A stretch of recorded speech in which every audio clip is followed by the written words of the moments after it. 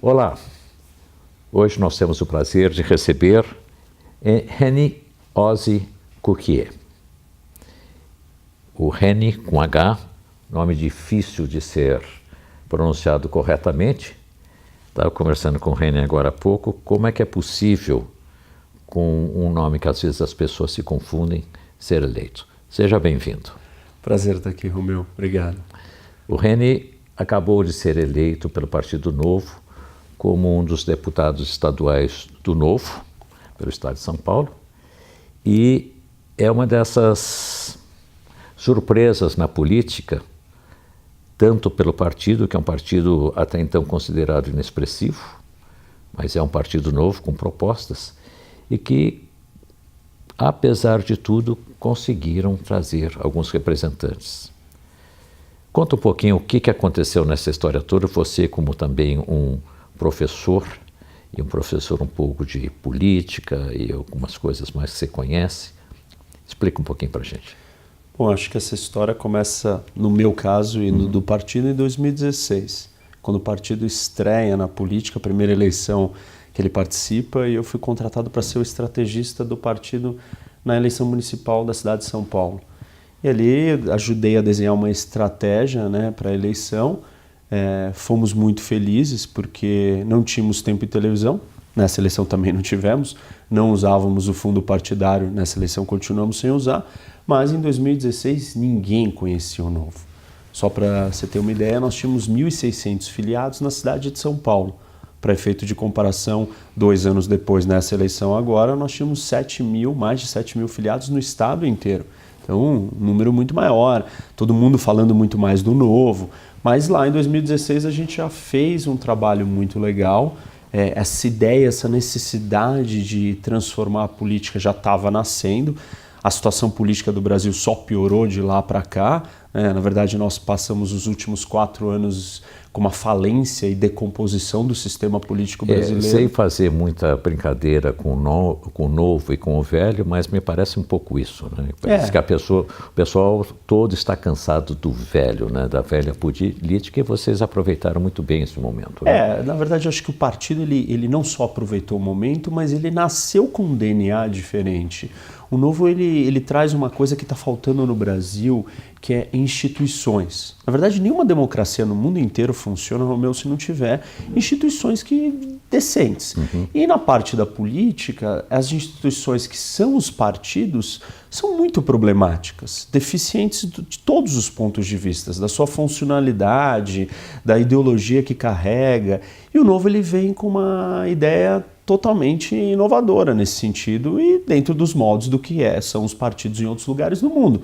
Um partido que tem ideologia, um partido que preza a instituição e não o personalismo na política, com accountability, com governança, com transparência. Eu acho que isso casa muito bem com o momento que a democracia brasileira está vivendo. Mas como vocês conseguem crescer, principalmente no interior, não necessariamente nos grandes centros urbanos, mas em cidades menores, sendo que todos os partidos que tem por aí, eles têm a tal da capilaridade, né? Quer dizer, aquela ramificação que chega na cidade mais longínqua do estado, ou menorzinha, mas sempre tem um representante ou tem um pequeno cacique político lá que representa aquele partido, e ele consegue lá ter 10 votos, 15 votos, 50 votos, dependendo da influência. E vocês não têm nada disso. Nós não temos, mas a capilaridade na era digital ela é diferente. Você não precisa estar fisicamente presente, você pode conseguir espalhar isso se viraliza com uma velocidade muito grande. Eu mesmo tive votos em mais de 540 municípios. Óbvio que eu não consegui visitar isso, a gente não tem estruturas nem partidárias, nem de campanha para ficar fazendo isso. Mas quantos candidatos a deputado estadual do Partido Novo, quantos vocês eram? Nós éramos em 50, por volta de 50. E como é que você conseguiu, entre esses 50, dos próprios colegas, vamos dizer assim, ser notados lá no portal do Paranapanema, vamos dizer. Eu atribuo o meu resultado a uma série de fatores. O primeiro deles eu acho que é o currículo.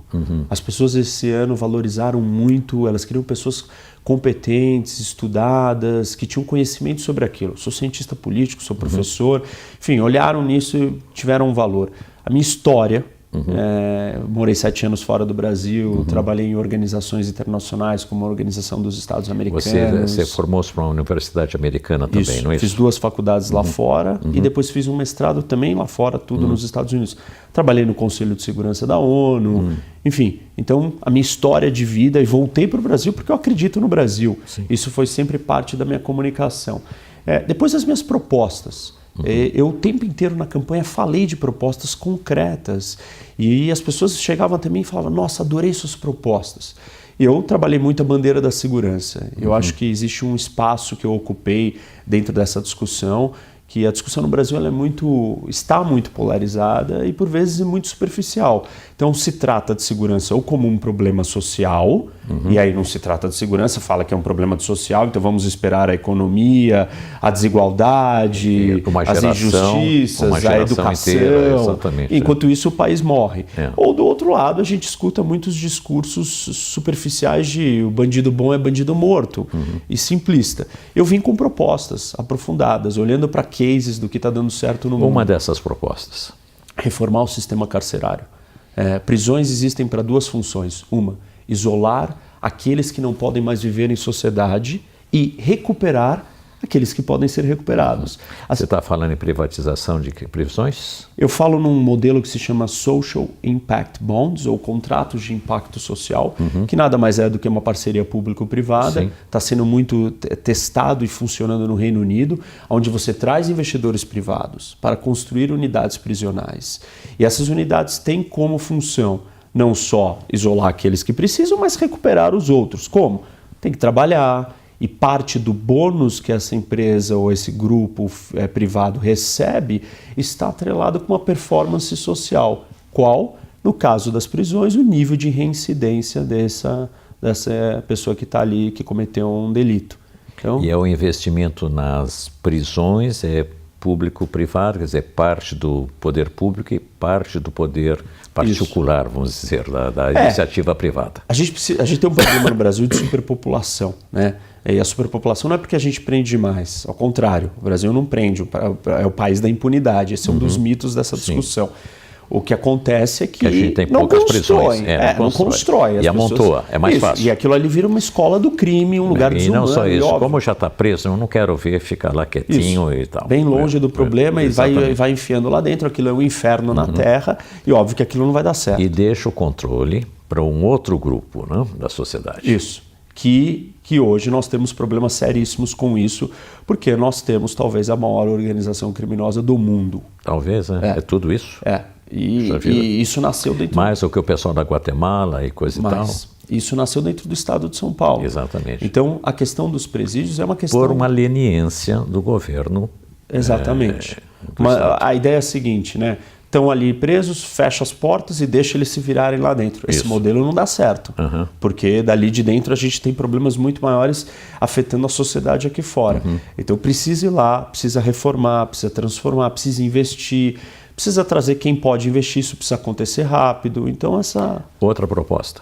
A gente precisa controlar melhor as fronteiras do estado de São Paulo. O Brasil tem um problema com controle de fronteiras, todo mundo sabe que parte do problema da segurança está ligado a isso. Por quê? Você tem simplesmente armas e drogas entrando dos nossos 17 mil quilômetros de fronteira.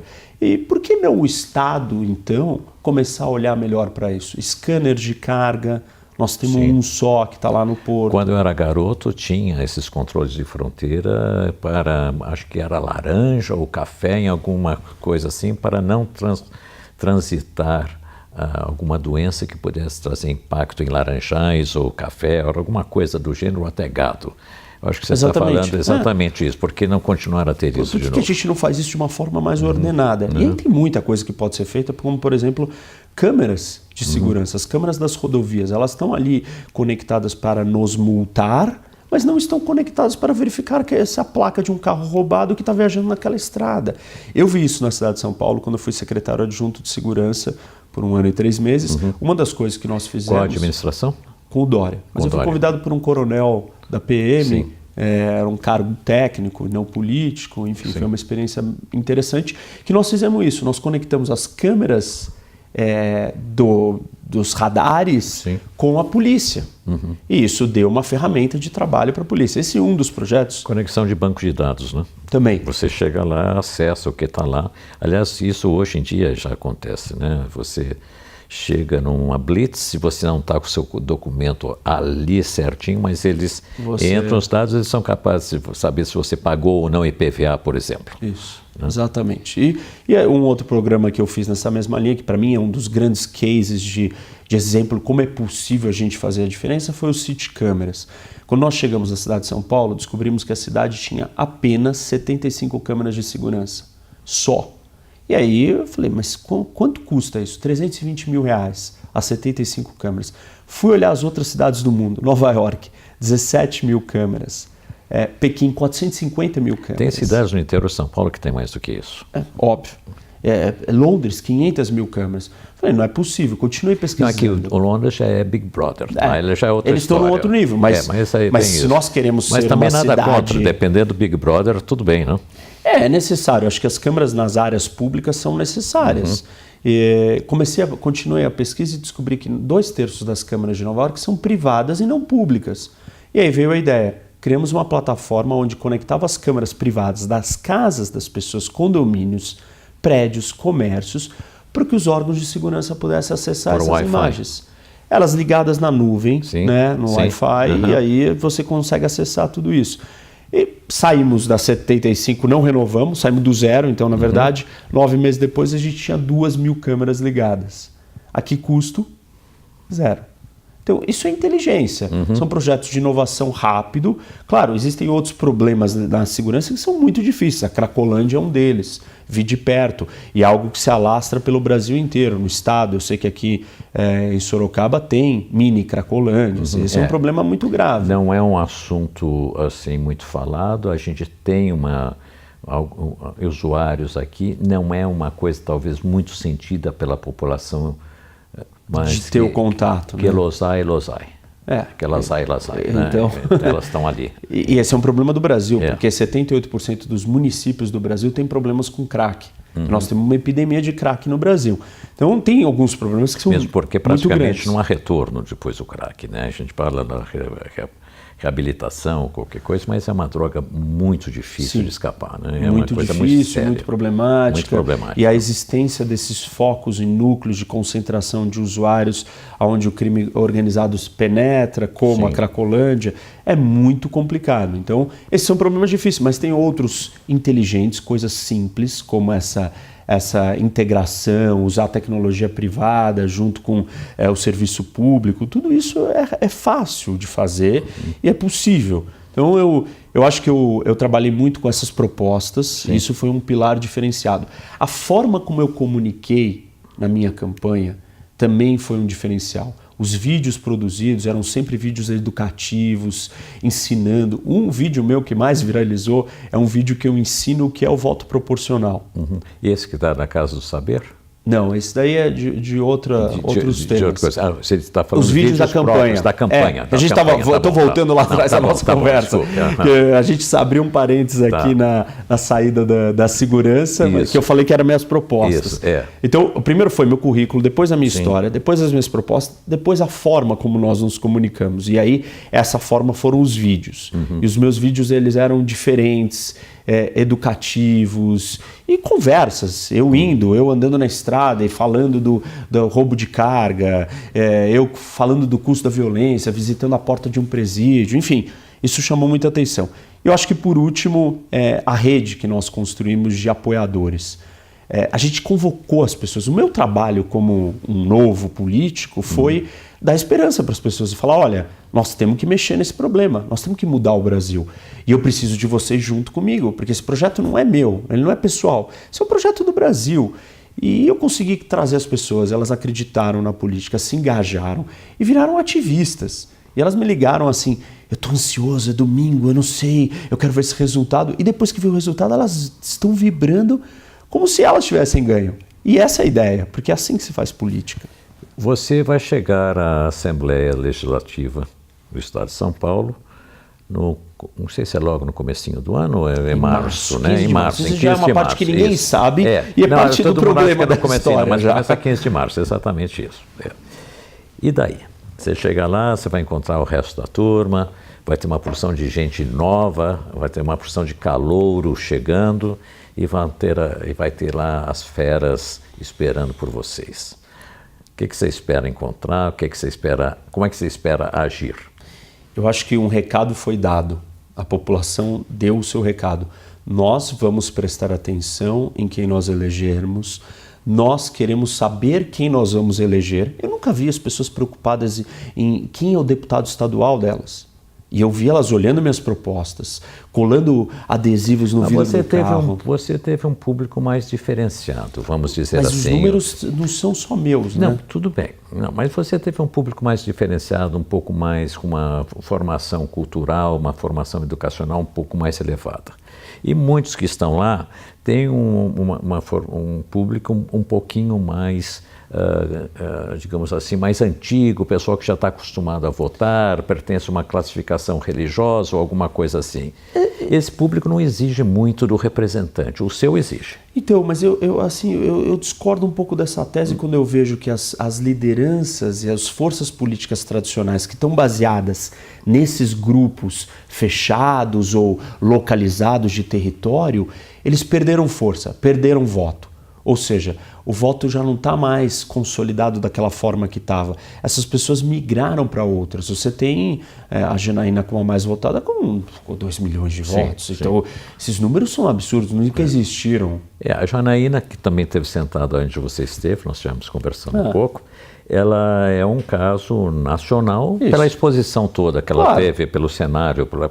E é uma mulher inteligente, é uma professora da São Francisco e tudo mais. Não é, como muita gente acha, assim, uma pessoa que é totalmente avoada. Não, pelo contrário, é uma mulher bastante inteligente, eu acho que, e pela minha impressão, inclusive, uma pessoa bastante bem intencionada. Agora, como ela e como os outros, vocês chegando, eu acho que vocês têm uma população chegando. O que eu fico... Não sou eu. Não, eu vejo as pessoas dizendo esse encontro das águas, né? o velho mar e o novo rio, alguma coisa assim. Como é que vocês vão conseguir trabalhar e o que vai ser feito a partir... Mesmo porque o que a gente observa é que o legislador, ele tem uma questão que ele vai se distanciando das suas bases. Ele não tem, assim, mais compromisso, porque ele vai sempre legislar, porque o governador pediu isso, ou que alguma coisa precisa daquilo, e ele está com um apoio ao executivo. Então, mas ele vai ter que se explicar para a sociedade, porque nós temos uma interface de comunicação diferenciada. Eu, desde que fui eleito, no meu celular pessoal, são mais de 800 mensagens no WhatsApp, 800 novas janelinhas. Eu estou no 420 ainda, tenho 420 para responder, fora todas as minhas outras mídias. As pessoas, elas não estão mais desconectadas, tem algo mudando.